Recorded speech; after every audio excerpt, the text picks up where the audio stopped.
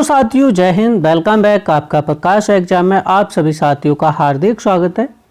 और ये साथियों जीएस की तीसरी क्लास है। आप किसी भी एग्जाम की तैयारी करते हैं, चाहे आप यूपी लेखपाल, UP police, UP home guard, UP constable, आप किसी भी एग्जाम की तैयारी करते हैं, बहुत ही महत्वपूर्ण और उपयोगी क्लास है। तो इस क्लास को देखना बिल्कुल ही मिस ना करें।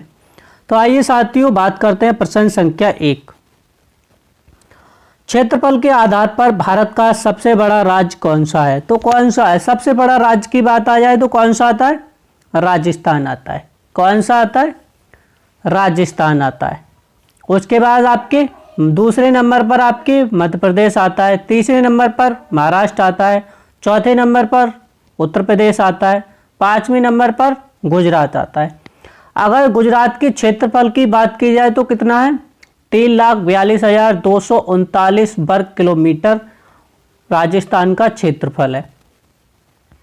और ये किस क्षेत्र में स्थित है? तो भारत के उत्तर पश्चिमी भाग में स्थित है। और लगभग पूरे भारत का लगभग 10% भाग किस में स्थित है? आपके राजस्थान में स्थित है।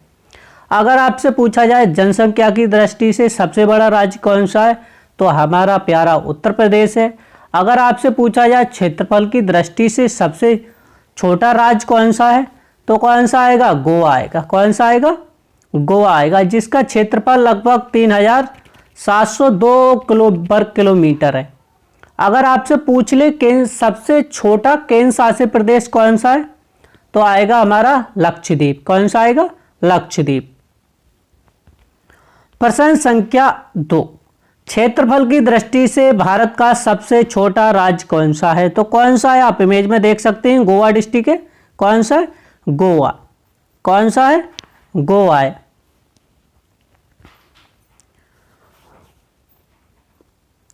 प्रश्न संख्या 3।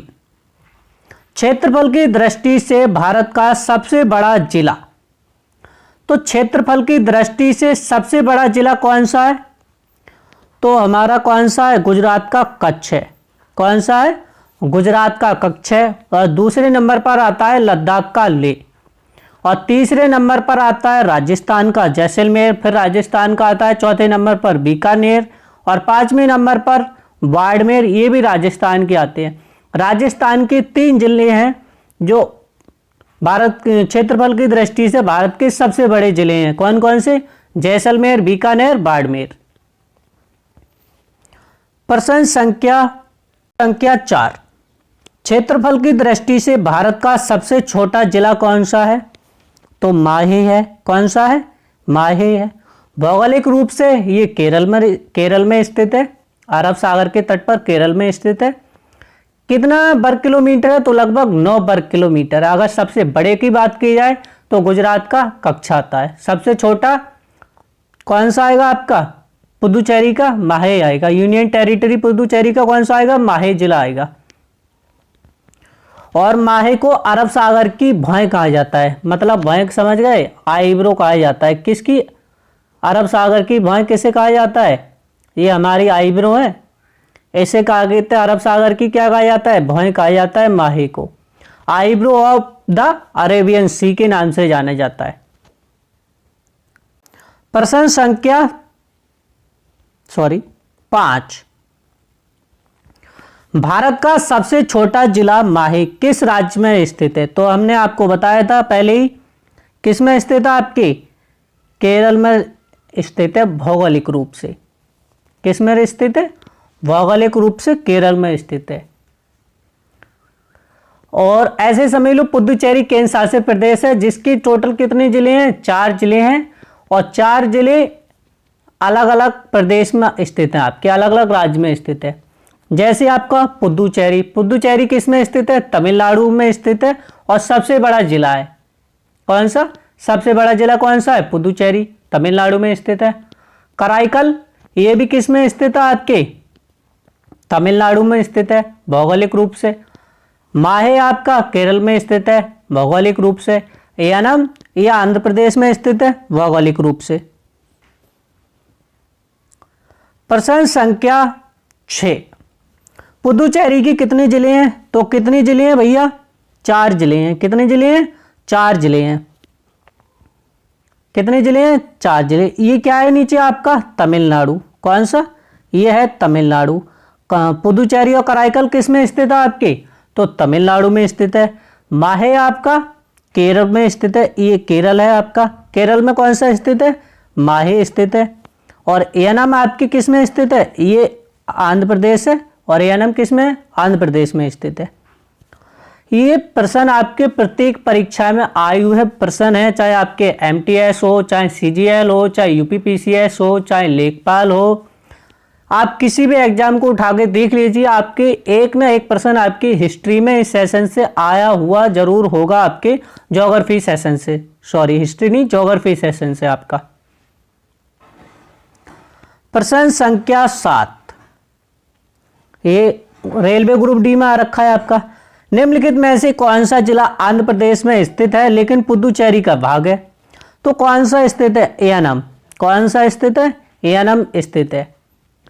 पुदुचेरी कराईकल आपके ये तमिलनाडु में स्थित है। माहे आपका केरल में स्थित है। माहे आपका केरल में स्थित है। और एनम आपका आंध्र प्रदेश में स्थित है। प्रश्न संख्या 8, कराईकल जिला किस राज्य में स्थित आपके? तो कराईकल जिला किस में स्थित है आपके? कराईकल हो चाहे आपके पुदुचेरी हो, किस में स्थित है आपके? तमिलनाडु में स्थित है। किस में? तमिलनाडु में स्थित है। माहे आपका केरल में स्थित है। एनम आपके आंध्र प्रदेश में स्थित है। ऐसे समझ लो, आप क्लास लेते रहोगे रेगुलर तो आपको ऐसे ही याद हो जाएंगे। प्रश्न संख्या 9, भारत के 7 बहन राज्यों में कौन सा राज्य शामिल है? तो आपसे पूछा जाए 7 सिस्टर में कौन कौन से राज्य शामिल है आपके? असम, अरुणाचल प्रदेश, मणिपुर, मेघालय, मिजोरम, नागालैंड, त्रिपुरा। बिल्कुल ठीक बात है, ऑप्शन पहला ही करेक्ट हो जाएगा। कौन कौन से आपके? आ से असम, आ से अरुणाचल प्रदेश, मा से मेघालय, मणिपुर, मिजोरम। 3 मा से हो गए आपके। ना से नागालैंड, ता से त्रिपुरा। कितने हो गए टोटल? 7 हो गए। अगर आपका सिक्किम आ जाए तो ऐसे समझ लो ये क्या है? सिक्किम 7 सिस्टर का भाई कहा जाता है। क्या कहा जाता है? 7 सिस्टर का भाई किसे कहा जाता है? तो सिक्किम को कहा जाता है। ये आपके जो स्टेट पीसीएस के प्रश्न होते हैं, प्रश्न को घुमा के पूछ लेता है आपसे। आपके यही यूपीएससी में पूछ लेगा कि जो 7 सिस्टर है उनका नामकरण किसने किया था? तो ज्योति प्रसाद सेकिया ने किया था, सन 1972 में किया था। किसने किया था?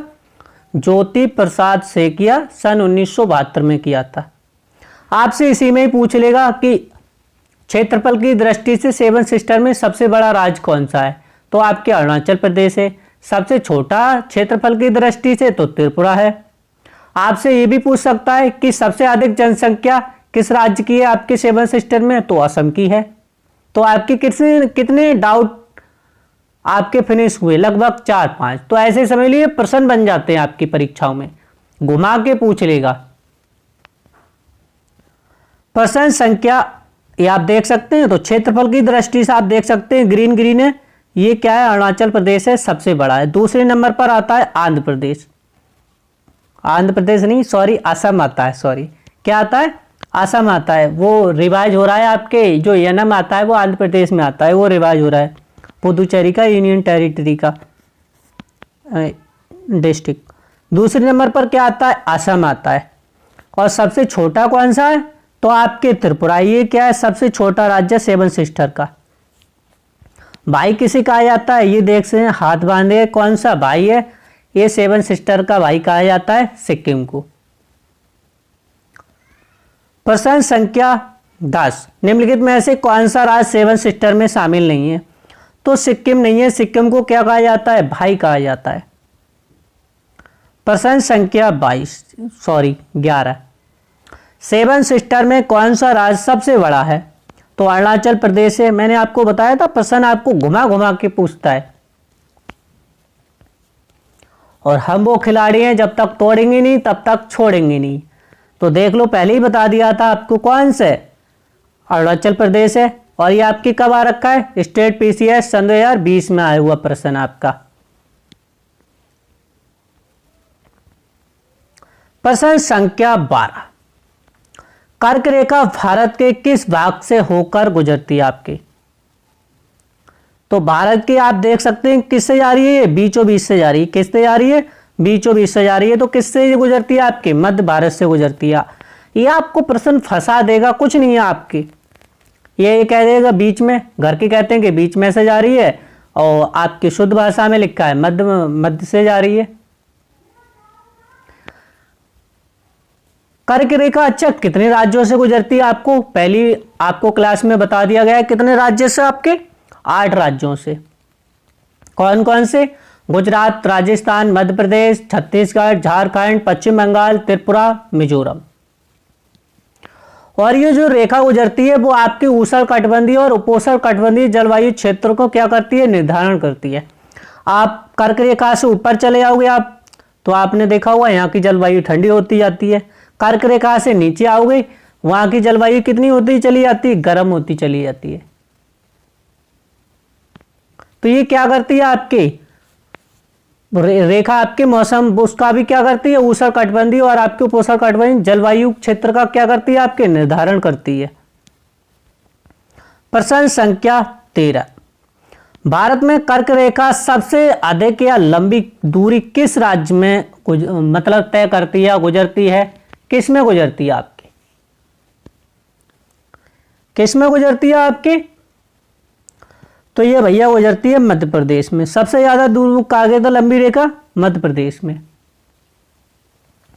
और आपसे पूछ ले सबसे कम, तो आपके राजस्थान में। अच्छा किस शहर के निकट जाती है, तो कई शहर हैं आपके, लेकिन आपसे पूछा जाए कि किस राज्य की राजधानी के निकट जाती है, तो आपके जाती है झारखंड की राजधानी रांची के निकट होकर, या जहां आपके किस पर स्थित है, ऐसे समझ लो वो राजधानी कर्क रेखा पर स्थित है। रांची की जो झारखंड की राजधानी रांची है वो किस पर स्थित है, आपकी कर्क रेखा पर स्थित है, या बसा शहर है आपकी। प्रश्न संख्या 13, निम्नलिखित में से कौन सा शहर कर्क रेखा के निकट स्थित है आपकी, कौन सा स्थित है आपकी, कर्क रेखा के निकट बात कर रहा है हमसे, किसकी बात कर रहा है, कर्क रेखा के निकट बात कर रहा है। तो कौन सा स्थित है आपके, भोपाल। कौन सा, कर्क रेखा के निकट आपके भोपाल स्थित है। और पूछा जाए किस राज्य की राजधानी कर्क रेखा पर स्थित है, तो आपके रांची आएगा। कौन सा आएगा, रांची आएगा। प्रश्न संख्या 14, प्रश्न संख्या 14, निम्नलिखित में से कौन सा शहर कर्क रेखा पर स्थित माना जाता है, तो कौन सा माना जाता है, रांची माना जाता है। कौन सा माना जाता है, रांची माना जाता है। प्रश्न संख्या 15, कर्क रेखा के निकट स्थित शहरों का सही क्रम दीजिए, सही क्रम दीजिए। तो ग्वालियर, उदयपुर, रांची, भोपाल, दिल्ली, दिल्ली से तो भैया जाती ना है कर्क रेखा, बिहार से तो गुजरता ही ना है, मध्य प्रदेश से गुजरती है, और आपकी उत्तर प्रदेश से गुजरती है, तो आपका ऑप्शन ये गलत हो गया। जयपुर, कोटा, अजमेर, जोधपुर, भैया सबसे कम तो राजस्थान से ही गुजरती है, तो बिल्कुल कट हो गया। वाराणसी, प्रयागराज, कानपुर, उत्तर प्रदेश से तो गुजरती ना है, तो आपका ऑप्शन ए करेक्ट है, ग्वालियर, उदयपुर, रांची, भोपाल। तो ऑप्शन ए करेक्ट है आपका। प्रश्न संख्या 16, कर्क रेखा और भारतीय मानक समय रेखा मतलब 82.5 डिग्री आपके देशांतर रेखा एक दूसरे को किस राज्य में काटती है। जो भारतीय मानक समय रेखा है वो एक दूसरे को कहां काटती है आपकी, तो बीचों बीच में कहां पर काटती है आपकी, भैया ये काटती है छत्तीसगढ़ में। कहां पर, छत्तीसगढ़ में काटती है भैया ये।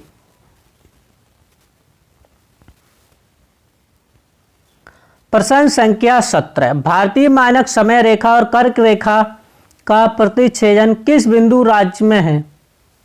तो प्रतिच्छेदन की बात की जाए तो किस में स्थित है आपकी, ऑप्शन बी छत्तीसगढ़ में है। किस में, छत्तीसगढ़ में आपके। ये आपका प्रश्न और यह प्रश्न डालने का ये मकसद था कि आपको प्रश्न घुमा देगा, प्रश्न एक ही है, ये भी आप देख लें और ये भी देख लें। प्रश्न संख्या 18, भारत का उत्तर दक्षिण विस्तार मतलब नॉर्थ से साउथ का लगभग कितना है? तो उत्तर से दक्षिण की बात की जाए तो कितना है? 3214 किलोमीटर है। कितना है ये आप इमेज के माध्यम से देख सकते हैं। इंदिरा कॉलेज से लेकर कन्याकुमारी तक कितना है? 3214 किलोमीटर है। आपके गौर माता जो सक्रीक आपकी क्या है? ये सक्रीक बोला जाता है, सक्रीक भाग बोला जाता है यहाँ पर। ये आप देख सकते हैं। यहाँ से आपकी और कीपतू बिंदु पर कितना है आपके? सॉरी, तो ये लगभग 2933 किलोमीटर है। कितनी है? 2933 किलोमीटर। प्रश्न संख्या 19, भारत की जलीय सीमा किन दो देशों से लगती है? तो स्थल सीमा हमारी पाकिस्तान से लगती है, ये खत्म हो गया। बांग्लादेश से लगती है, ये खत्म हो गया। इंडोनेशिया से लगती है, इंडोनेशिया थाईलैंड से। भैया इंडोनेशिया से तो नहीं लगती है और थाईलैंड हमारे पास में ही नहीं है।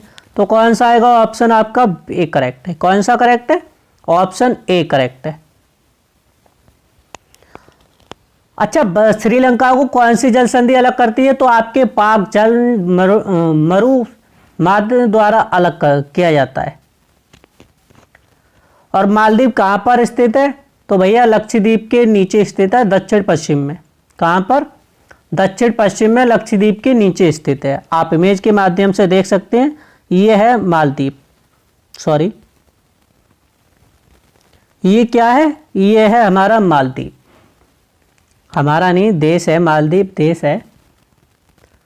और अन्य कौन से देश हैं जो भारत के साथ जलीय सीमा साझा करते हैं? तो आपके म्यांमार भी करता है, थाईलैंड करता है, इंडोनेशिया करता है और आपके पाकिस्तान भी करता है। ये आप देख सकते हैं, ये हिंद महासागर और आप देख सकते हैं ये म्यांमार है। और आप देख सकते हैं ये हमारे देश के साथ जलीय सीमा साझा करते हैं। और इधर कौन आता है आपके? अरब सी में पाकिस्तान, अरेबियन सी में, वो भी हमारे साथ क्या करता है? जलीय सीमा साझा करता है। अगर आपसे प्रश्न में पूछ ले कि जल और स्थल की सीमा साझा कौन कौन से देश करते हैं, तो कौन कौन से करते हैं? तो भैया बांग्लादेश करता है। कौन करता है? बांग्लादेश भी करता है भारत के साथ। म्यांमार करता है, म्यांमार करता है और आपके पाकिस्तान करता है। कौन करता है? पाकिस्तान। तो बांग्लादेश, पाकिस्तान, म्यांमार ये भारत के साथ जलीय सीमा साझा करते हैं। स्थल और जल की दोनों की सीमा साझा करते हैं। प्रश्न संख्या 20, भारत का कौन सा पड़ोसी देश केवल समुद्री सीमा साझा करता है?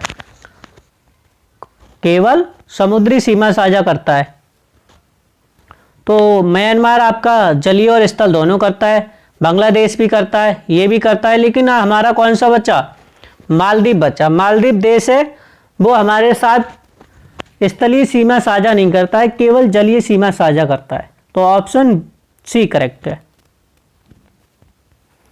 प्रश्न संख्या 21, भारत और श्रीलंका के बीच स्थित जलंड मरुमाध्य कौन सा है आपके? तो कौन सा है? ये आपके पाक को क्या लिख दिया? पाल्क है, एक ही बात है। ये आपके CGI सन 2016 और आपके CHSL सन 2018 में आया हुआ प्रश्न है। आप देख सकते हैं रिवाइज हो रखा है एक साल के बाद दूसरी साल में, अलग अलग परीक्षाओं में। प्रश्न संख्या 22, भारत और म्यांमार के बीच स्थित समुद्री सीमा का क्या नाम है? तो भारत और म्यांमार की सीमा के साथ क्या नाम है भैया? अंडमान सागर नाम है। कौन सा? अंडमान सागर। कौन सा सागर? अंडमान सागर। कौन सा है? अंडमान सागर है। और कहाँ पर स्थित है भैया? तो ये म्यांमार के कोको द्वीप पर है और हमारा ये उत्तरी अंडमान है उसके द्वीप के बीच में स्थित है। किसके बीच में स्थित है आपके? तो उत्तरी अंडमान द्वीप के बीच में स्थित है।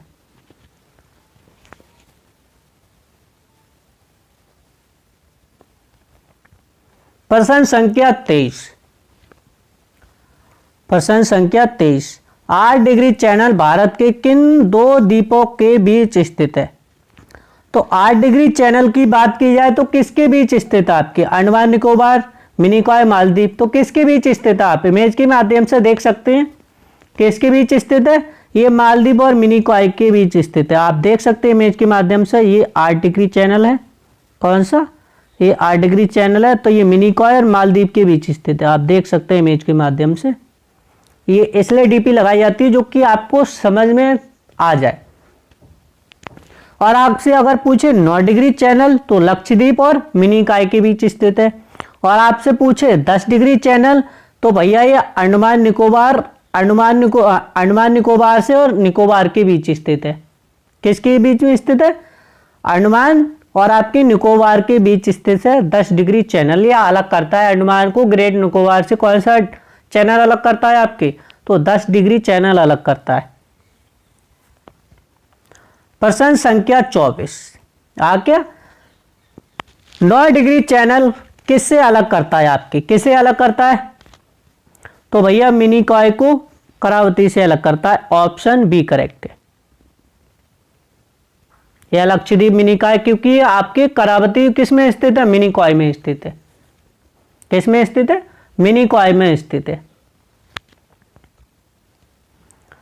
प्रश्न संख्या 25 10 डिग्री चैनल किसे अलग करता है?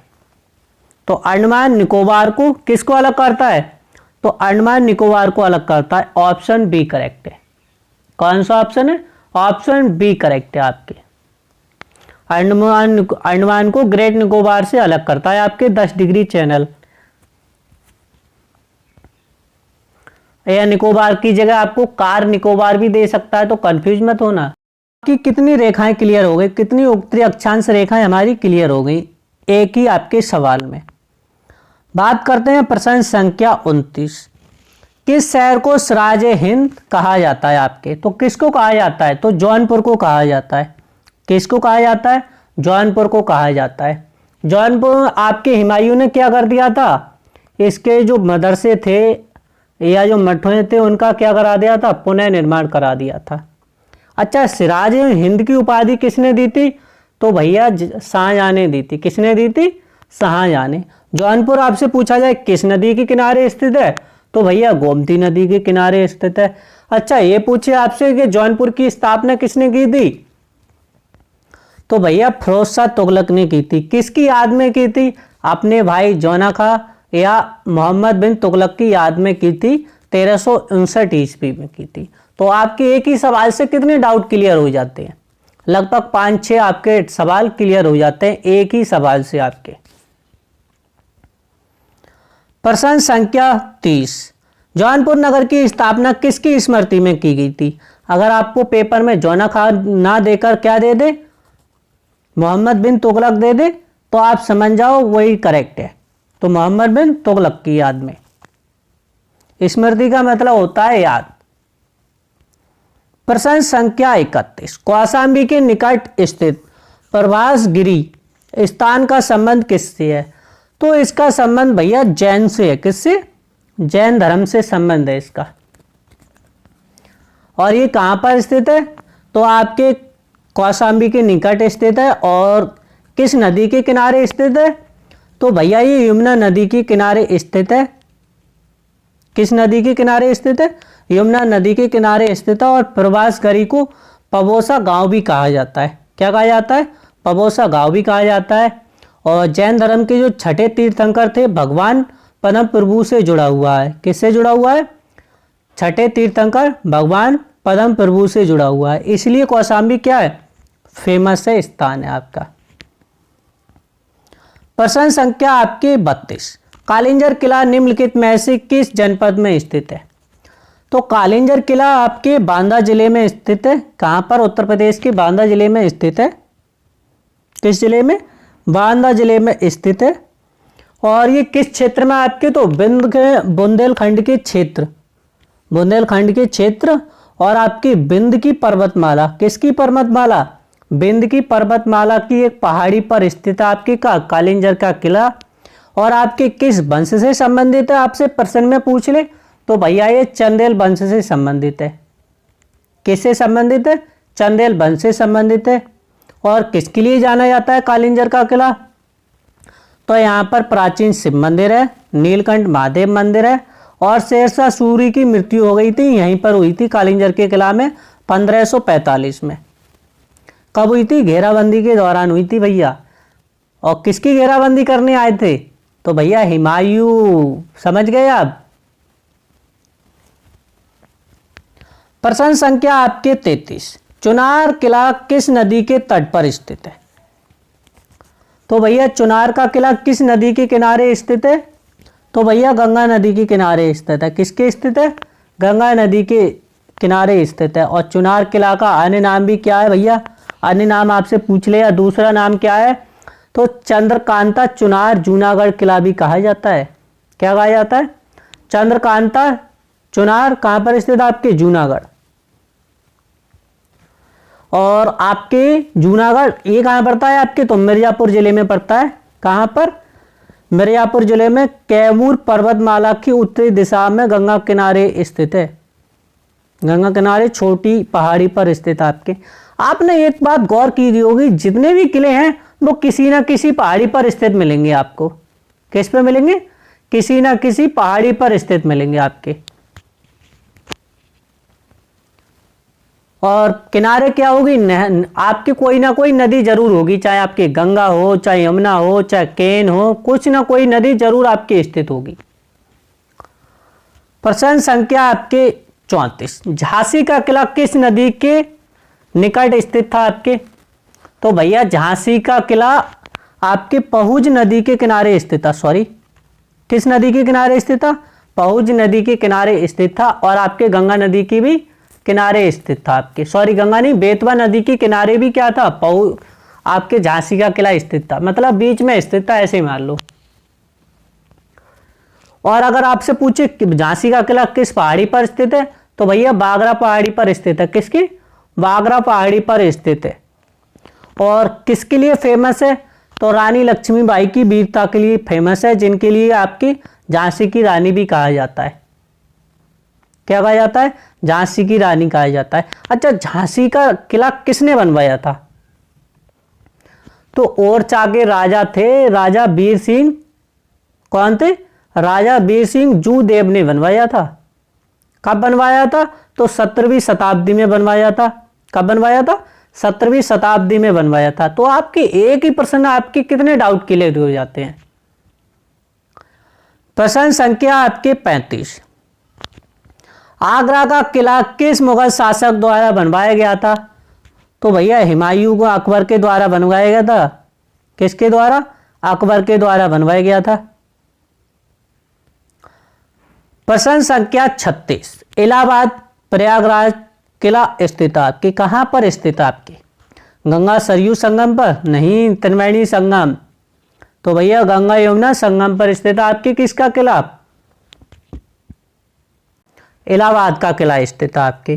कब बनवाया था, किसने बनवाया था ये, तो भैया बनवाया था तो 1583 में। किसने बनवाया था, अकबर ने बनवाया था।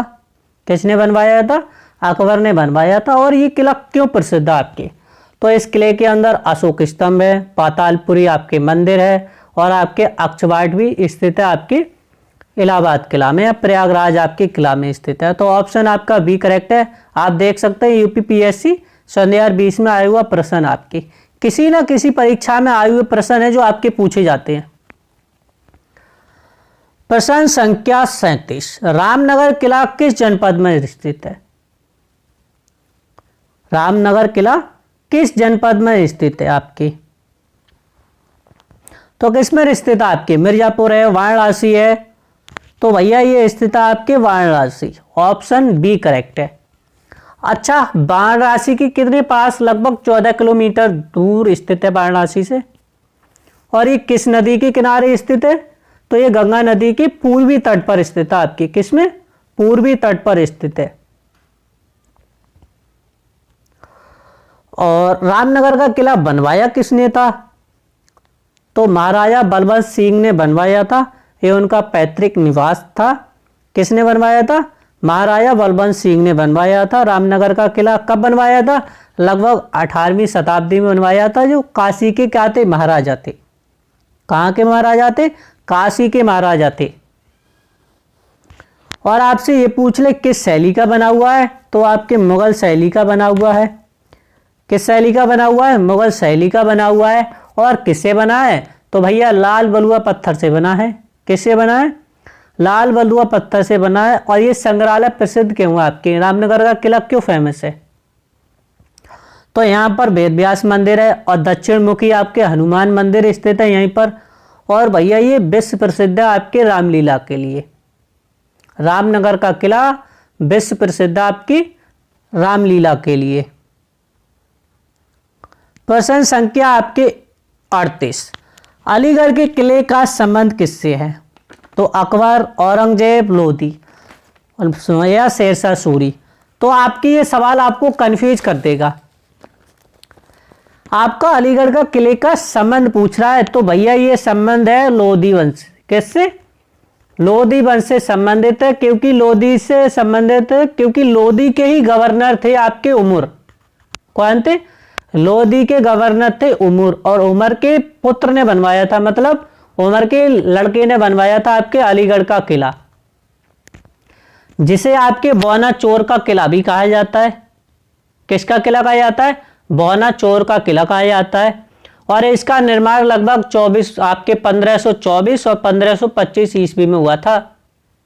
और 18वीं शताब्दी में ही भैया मराठा के शासक थे, कौन थे? माधवराव सिंधिया ने इसे क्या कर दिया था भैया? सैनिक क्षेत्र के लिए क्या कर दिया था? मतलब प्रशिक्षण के लिए क्या कर दिया था? सैनिक केंद्र के रूप में विकसित कर दिया था 18वीं शताब्दी में। और 1803 में क्या हुई थी? लड़ाई हुई थी, अलीगढ़ की लड़ाई बोला जाता है। किसके बीच हुई थी? तो मराठाओं के बीच हुई थी और ब्रिटिश जनरल लेक के बीच हुई थी। विजेता कौन हुए थे? तो भैया जानते ही, उनसे जीत नहीं पा सकते थे उस समय। तो कौन थे भैया? ब्रिटिश थे। ब्रिटिश लीग की जीत हुई थी। और इस समय ये किला किससे संबंधित है आपके? तो अलीगढ़ मुस्लिम विश्वविद्यालय की वनस्पति विभाग के विज्ञान के अंतर्गत है या अधीन है। बौना चोर का किला के रूप में इसे आज भी जाना जाता है। पहले ये किला के चारों तरफ क्या थी? खाई थी उस समय। ऐसा माना जाता है जो लोधी के गवर्नर के पुत्र थे, उमर के पुत्र थे, ऐसा माना जाता है उनमें चारों तरफ क्या मगरमच्छ पलते थे उस किले के बाहर। प्रश्न संख्या आपके 39, बुंदेलखंड क्षेत्र किस राज्य में फैला हुआ है? तो बुंदेलखंड क्षेत्र भैया उत्तर प्रदेश और आपके मध्य प्रदेश दोनों में फैला हुआ है। लगभग उत्तर प्रदेश के 7 जिले और आपके मध्य प्रदेश के 6 जिले स्थित है। अगर आपसे पूछ ले कि बुंदेलखंड क्षेत्र की किस राज्य में स्थित है, ठीक है, बता दोगे आप, उत्तर प्रदेश और एमपी। कौन कौन से जिले हैं आपसे पूछ ले, ये आपके प्रश्न आता है। ऐसे प्रश्न आपके यूपीपीएससी में, किसमें? यूपीपीएससी है या आपकी यूपीएससी है। तो कौन कौन से जिले हैं आपके? झांसी, ललितपुर, जालौन, हमीरपुर, महोबा, बांदा, चित्रकूट। ये उत्तर प्रदेश के 7 जिले हैं। और आपसे पूछे मध्य प्रदेश के, तो कौन कौन से हैं? तो सागर है, छतरपुर है, टीकमगढ़ है, दमोह है, और भैया पन्ना की खान क्या है आपके? हीरे की खान पन्ना, और आपके निवाड़ी। ये जिले आपके मध्य प्रदेश के हैं। प्रश्न संख्या 40, हड़प्पा सभ्यता की खोज कब हुई थी? तो हड़प्पा सभ्यता की खोज हुई थी 1921 में हुई थी। कब हुई थी? 1921 में हुई थी। किसने की थी? आपके राय बहादुर दयाराम साहनी ने की थी। किसने की थी? दयाराम साहनी ने की थी। और आपके निर्देशन किसने किया था? तो आपके सर जॉन मार्शल ने किया था। और ऐसे समझ लो खुदाई किसने की थी? तो दयाराम साहनी के नेतृत्व में हुई थी। और इसकी घोषणा कब की थी? मतलब पूर्ण रूप से कब आया था कि हाँ हड़प्पा सभ्यता यहाँ, मतलब जांच पड़ताल के बाद? तो 20 सितंबर 1924 में। और हड़प्पा इस समय कहाँ पड़ता है? तो पाकिस्तान के पंजाब प्रांत में पड़ता है। कहाँ पर? पाकिस्तान के पंजाब प्रांत में पड़ता है। तो ऑप्शन आपका बी करेक्ट है। अब आता है अगला क्वेश्चन हमारा, मोहनजोदड़ो की खोज किसने की थी? तो आर.डी. बनर्जी ने की थी। किसने की थी? हड़प्पा की बात की जाए तो भैया दयाराम साहनी ने। मोहनजोदड़ो की आपके आर.डी. बनर्जी ने की थी। किसने की थी? आर.जी. बनर्जी, या इन्हें कहा जाता है राखलदास बनर्जी। कब की थी? 1922 में की थी। राखलदास बनर्जी को ही कहा गए थे कलालदास बनर्जी भी कहा जाता है, कंफ्यूजन मत हो जाना। क्या कहा जाता है? कलाल दास बनर्जी। प्रश्न संख्या 42, सिंधु सभ्यता का प्रमुख बंदरगाह कौन सा था? तो कौन सा था आपके? लोथल था। कौन सा था? लोथल था आपके अहमदाबाद जिले में, भोगवा नदी के किनारे, गुजरात में स्थित था। अच्छा, इसकी खुदाई किसने की थी लोथल की? तो SR राव ने की थी 1957 में, जो पुरातत्व सर्वेक्षण विभाग के क्या थे, मतलब अधिकारी थे। फिर आता है प्रश्न संख्या आपके 43, विशाल स्नानागार कहां पर स्थित था? तो विशाल स्नानागार आपके मोहनजोदड़ो में स्थित था। कहां पर? मोहनजोदड़ो में स्थित था। और वर्तमान स्थिति की बात की जाए तो पाकिस्तान के आपके लारकाना जिले में स्थित आपके। और ये मोहनजोदड़ो किस नदी के किनारे तट पर स्थित था आपके? तो सिंधु नदी के तट पर स्थित था। और ऐसा माना जाता है प्राचीन ये सार्वजनिक क्या था? जल कुंड था। कैसा कुंड था आपके? प्राचीन जल कुंड था। आपकी जैसे हम लोग नहा के धो के जाते हैं, जल चढ़ाने जाते हैं, वैसे ही वहां नहा धो के आपकी क्या होती होगी? पूजा पाठ होती होगी। आपसे पूछे कि आपकी जो विशाल स्नानागार था वो लगभग कितने वर्ष पुराना था? तो लगभग 4,500 साल पुराना था। कितना? 4,500 साल पुराना था। प्रश्न संख्या 44, सिंधु सभ्यता का पतन लगभग कब हुआ था? सिंधु सभ्यता का पतन लगभग ऐसा माना जाता है 1750 ईस्वी में हुआ था। कब? 2500 ईसा पूर्व में तो बहुत फली फूली सभ्यता थी हमारी सिंधु सभ्यता। कैसी? 2500 ईसा पूर्व में फली फूली सभ्यता कौन थी? सिंधु सभ्यता थी। और पतन कब हुआ आपके? लगभग 1750 ईसा पूर्व में। प्रश्न संख्या 45, ऋग्वैदिक काल किस अवधि का, मतलब कितनी अवधि है ऋग्वैदिक काल की? तो 1500 से लेकर आपके 1000 ईसा। 1000 ईस्वी। कितना? 1500 से 1000 ईसा। तो ऑप्शन सी करेक्ट है। और अगर उत्तर वैदिक की बात की जाए तो 1000 से लेकर 600 ईसा पूर्व तक। और ऋग्वैदिक काल में ही आपकी किसकी रचना हुई थी? तो वो आपके ऋग्वेद की रचना हुई थी।